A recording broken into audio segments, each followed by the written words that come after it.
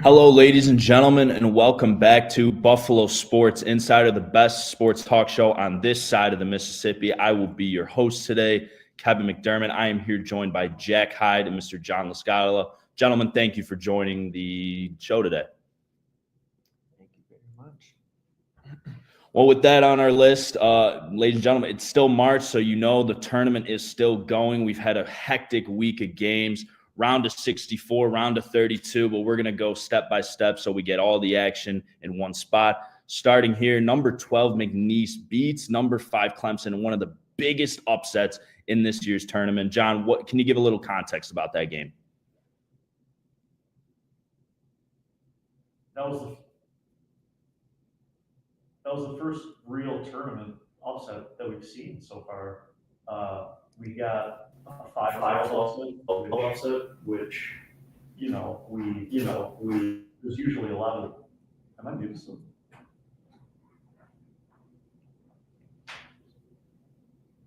Some technical difficulties going on here, but as we go down more upsets, number 11 Drake beats number 6 Missouri, and as well number 10 Arkansas upsets number 7 Kansas. John Calipari, his first year as Arkansas head coach. Jack, can you give a little context of what it means for him to be coming from Kentucky on this new Arkansas team? John Calipari, it's pretty interesting. A lot of people didn't know which way it was going to go with that Arkansas team. And I think he proved that, they are a good team and, he could coach where, he'll be able to coach any team wherever he goes. And I feel like he's really did a great job proving that, especially beating St. John's, going up against Rick Pitino. That was a big rivalry between two legendary coaches. And, just seeing Arkansas even take down St. John also, it shows that, Calipari still got it. He's still one of the most elite coaches. And it was just really interesting, really fun to see. I wish they were still still had a chance to make a run because that Arkansas team was really fun. And like you mentioned, round of 32, John Calipari Johns in a 75-66 victory. I mean, two Kentucky coaches, two legendary college coaches going at it. John, do you feel like, in the college game, it's more so on the talent of the roster or the guy, coming up with the plays, heading, all the things? I would say coaching makes a big difference in college basketball. I think now when you're a coach, it's almost as if you're a GM. You have to rebuild your team year in and year out with a new transfer portal. You need good freshmen. You need a core to your program, but you also need transfers. If you look at the teams in the Final Four, I want to say there's about 20 starters in total that had started at the school and only 11 that were either transfers or first-year freshmen. So a lot of the teams that are at the top right now have a strong core, but they also build their team right. And I think that's a coach's responsibility. Unlike someone like Hubert Davis for North Carolina, who hasn't really been able to put together a good roster since he's gotten there. And it showed. With that said, we do have our Final Four set. It is all 4 number 1 seeds. The second time this has happened since 2008 when Kansas, Memphis, UCLA, and UNC went to the Final Four. And this was when guys like Derrick Rose were playing, Mario Chalmers, Kevin Love. I mean, this has been a long time. But the Final Four teams that we do have is the Duke Blue Devils, the Florida Gators, Houston Cougars, and the Auburn Tigers. So with that said, I mean, who is the standout in this crop we got for the Final Four, Jack? So what I see honestly is like you said, for the first time, second time since 2008, you saw all these great players in 2008 coming up and going into NBA that we grew up watching, and those are elite basketball players. And to watch these guys kind of follow on the same footsteps, with all 4 with the Final Four being all 4, number 1 seeds, it's pretty amazing. It shows that all 4 of those teams are really big competitive teams and they're ready to win. Duke's got Cooper Flagg, probably the number 1 pick of this year's draft. And, he's looking to get Jon Scheyer his first championship, hopefully. And, you got great teams like Florida also. It's their first Final Four appearance from 2014, which is very big for them. And then you got teams like Houston too, and they're just a great defensive overall team. A little short, but they're definitely a strong defensive team that it's going to be interesting to see how this Final Four plays out with all these guys. And kind of like John said earlier, it's the first time we've seen all these teams kind of all good teams make it to the Final Four, and it be a really competitive one. So I'm really eager to see what happens. So with that said, I mean, Duke is taking on Houston Saturday. Duke is taking on Houston Saturday. What can we expect out of this jam-packed Saturday semifinal for the Final Four?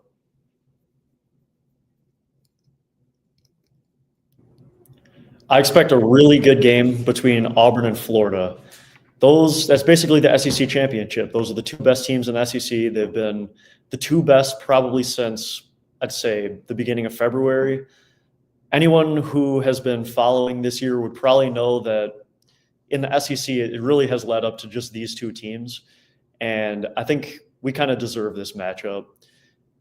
Auburn got smoked by 20 at home against Florida, so they're going to want some revenge. They're not just going to lay down and die in the Final Four. They might not have played their best ball coming into the tournament, but they've been looking good lately, and they're a really strong team. They've been the best team all year. And for Duke and Houston, Duke has been rolling. Houston has been rolling. Both of those teams have only lost one game since November. Houston plays real physical. Duke is real tall. Houston might struggle a little bit because their tallest player is 6'9", and Duke has the tallest roster in the country, but I think that should also be just like a physical bloodbath game as well. And I think these four Final Four teams that we have been the best teams all year. Florida made its way into that talk towards the end, but this is a Final Four that we deserve, and I think all these games are going to be really good. Very interesting, very interesting. So with that said, I mean, there's one team that really kind of dominates the headlines, and it's got to be Duke. It's got to be Cooper Flagg. And, I have a question, does a national if Duke wins this national title and Cooper Flagg goes on to be the #1 overall pick, can he be considered the best one and done in history? I mean, both of you, I would love to get both your opinions on this. We'll start with John first.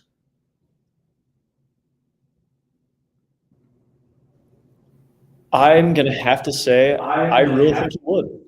Kevin Durant was insane at Texas, but he didn't win a championship.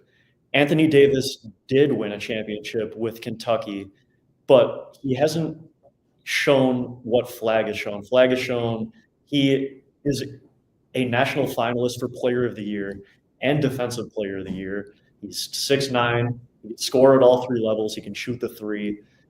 I don't think I've ever seen a player like this. I saw Zion Williamson dominate, and as great as he was, as dominant as he was, I don't think his game was as complete as Flagg. And if he gets a championship, I think he would go down as probably the best one and done ever in a couple of years.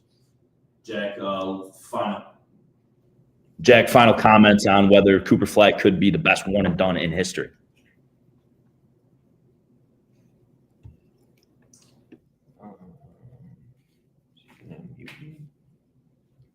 I think that, I completely agree with you. I truly think he's probably going to be hands down, definitely go down as one of the best Duke players of all time also too. I mean, I don't think we've seen a Duke player, with this much experience as a freshman be able to perform under pressure like he does. And, to just be putting up, the points he does and having a, great season that he's having for a freshman. It's been pretty unreal. I'm pretty sure his season high this season was 42 points, and that was against Notre Dame. And, he showed that game that, he's going to be a problem to, the college basketball league and, potentially the NBA. And I don't see him slowing down. And I think John said it great with, other players like Anthony Davis and Zion Williams and stuff. They don't seem as complete as Cooper Package. Cooper Package seems like he's got the full package.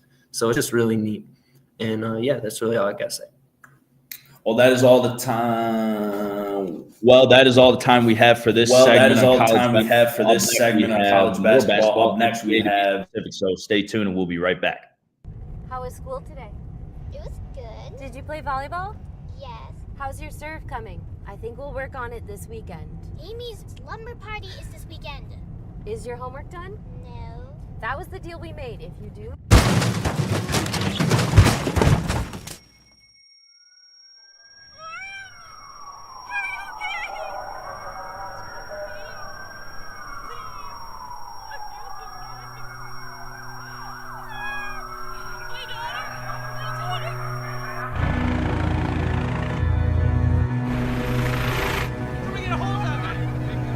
Hi, Lauren. My name is Katie. We're gonna take care of you, okay? Ready? 1, 2, 3.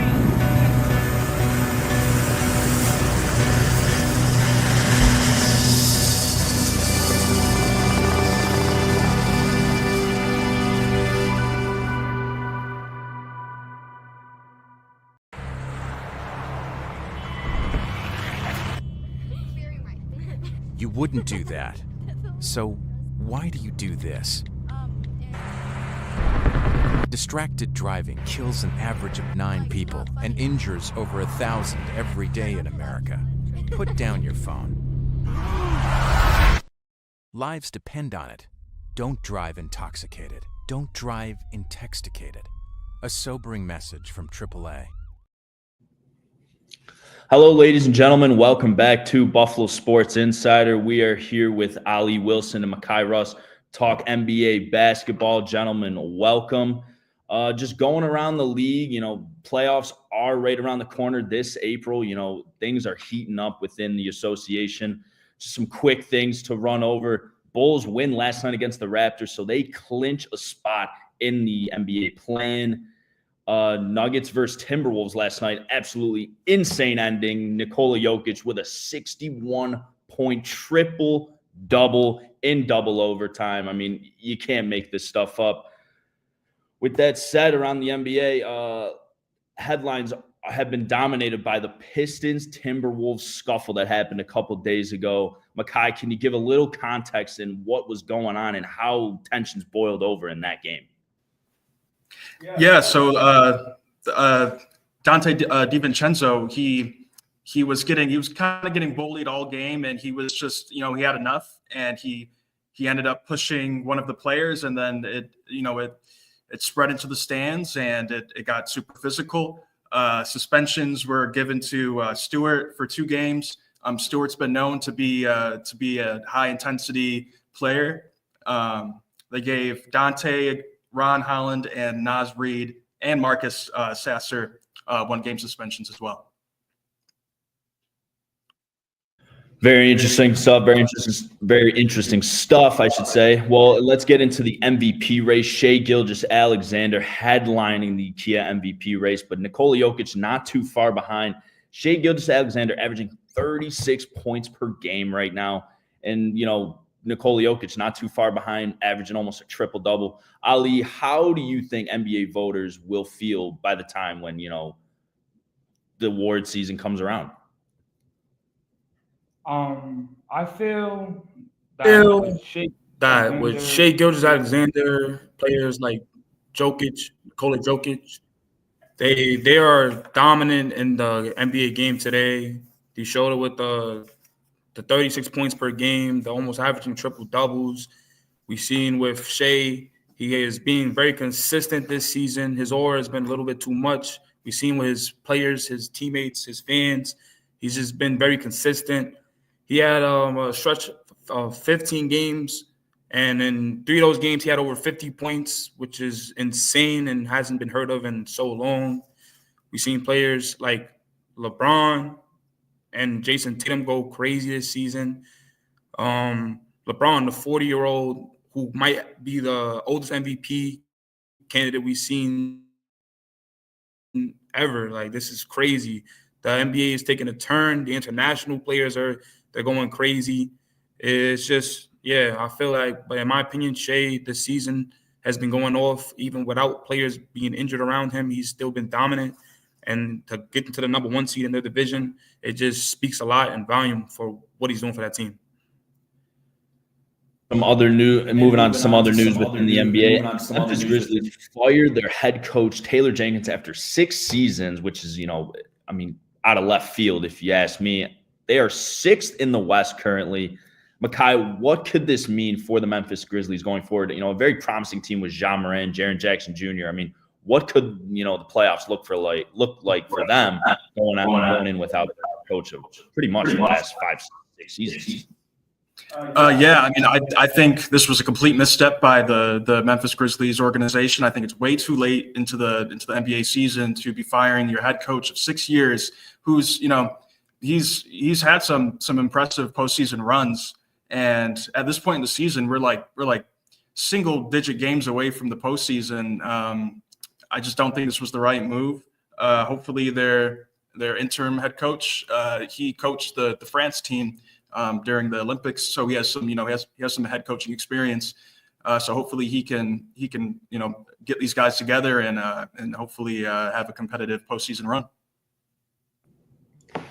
Like you said, you know, postseason is inching up very close. We are in single-digit games till we get to that postseason. Now, as we're going to go and shift over to some sleeper picks and maybe even NBA Finals predictions, you know, I have a couple teams on my list here from the East. I have New York, I have Detroit, I have Milwaukee, I have Boston. But once you go out West, it kind of windows down to about 3 teams, OKC, Denver, and LA. But ultimately, I think the NBA Finals will be Denver coming out of the West against either Boston or New York. Ali, do you have a prediction for some sleeper picks and your NBA Finals prediction?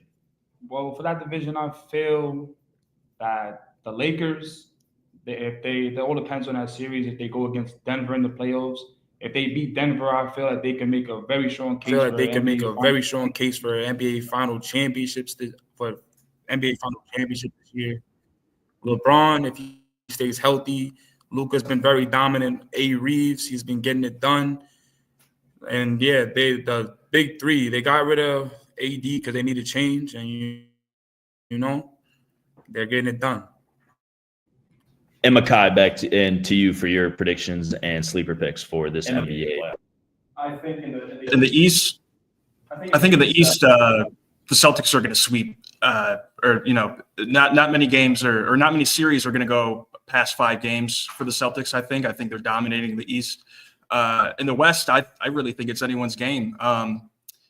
If I had to pick someone, I would say OKC, just because of how dominant they've been all season long, and I think it's their time to really get past that hump of getting to the NBA Finals.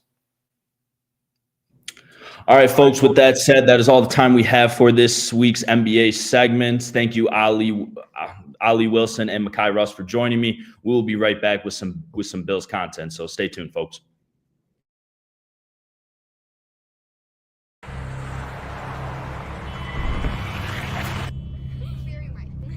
You wouldn't do that. So why do you do this? Distracted driving kills an average of 9 people and injures over 1,000 every day in America. Put down your phone. Lives depend on it. Don't drive intoxicated. Don't drive intoxicated. A sobering message from AAA. How was school today? It was good. Did you play volleyball? Yes. How's your serve coming? I think we'll work on it this weekend. Amy's slumber party is this weekend. Is your homework done? No. That was the deal we made. If you do...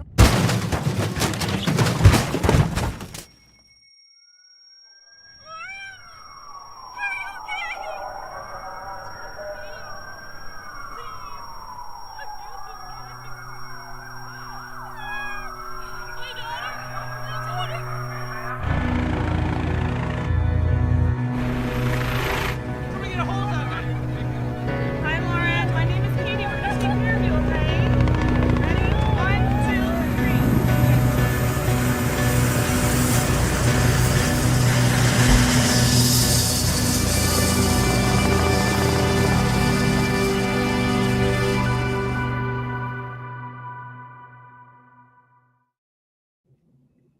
Hello, ladies and gentlemen. Welcome back to Buffalo Sports Insider. I'm joined by Jake Moss and Irie Dorsey here, talking a lot of Bills, football, NFL, all the package.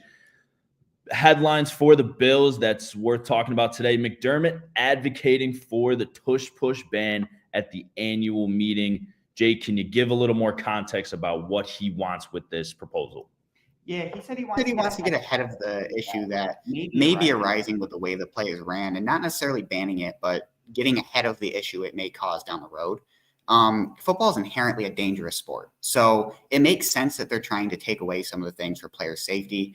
The debate has boiled down to whether or not it's a rugby play or the way it's being ran is safe. And every play in the NFL is an opportunity for injury. So I think they're going to do a deep dive over the next few months to really see if anything that being done during the play is a danger. Very interesting. You hear a lot of people saying it's detrimental to the league. I mean, Ari, can you give a little context why it's so, could be very harmful for the league going forward? Well, from what I heard from a lot of people when discussing like the tush push, a lot of people just say that they don't like how it looks. It's not a pretty play, and it's really not. And when it comes to injury and being proactive about it, there's not a lot of data. But when you compare the Eagles O-line to like the way the Bills actually prepare for it, you can see that there is a potential for injury, and also two, the Philly O-line also they set up in the neutral zone, so it's creating like an illegal formation. So just like what was mentioned earlier, I don't think that it should be banned necessarily, but just like regulated. The formation, the posture, everything should be just should be discussed at these meetings to see if there's a safer way to go about it, so that injury for both the offensive team and the defensive team does not become a real major issue. Very interesting insight. Now we're going to move over towards the Bills draft plans coming up this year. They had the 30th pick in the first round this year and 10 total picks after that. Some of the positions that they are eyeing up: cornerback, defensive tackle, wide receiver. I mean, pretty much all over the board. Jake, who is a player that the Bills just cannot pass up if he's there? I think late in the first round, it comes down to whether they like Benjamin Morrison or Siobhan Revell more. I'm very high on Benjamin Morrison. I really like his play out of Notre Dame. He's your true shutdown corner, and he plays very similar to a Christian Benford, which would be perfect to replace Rasul Douglas on the opposite side of the field. So very interesting. So, that draft very vital going into next year, where, this team is just on the cusp of just doing something great.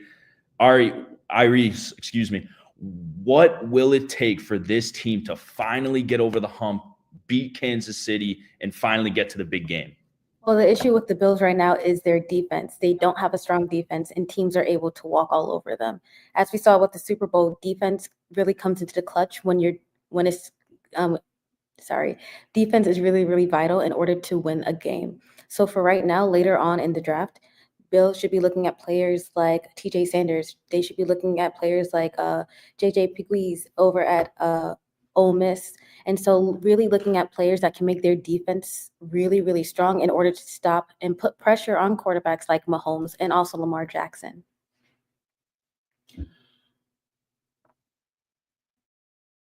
Well, all right, folks. Well, that is all the time we have for this NFL/Bills segment. Thank you, Irie Dorsey and Mr. Jake Moss, for joining me. We will be right back, closing it out with some Sabres and Bandits. So stay tuned, folks. How was school today? It was good. Did you play volleyball? Yes. How's your serve coming? I think we'll work on it this weekend. Amy's slumber party is this weekend. Is your homework done? No. That was the deal we made. If you do...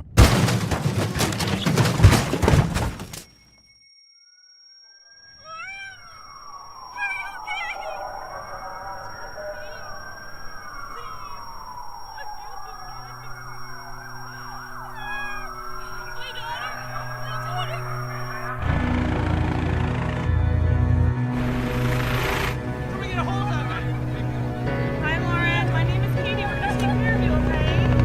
Ready? 1, 2, 3.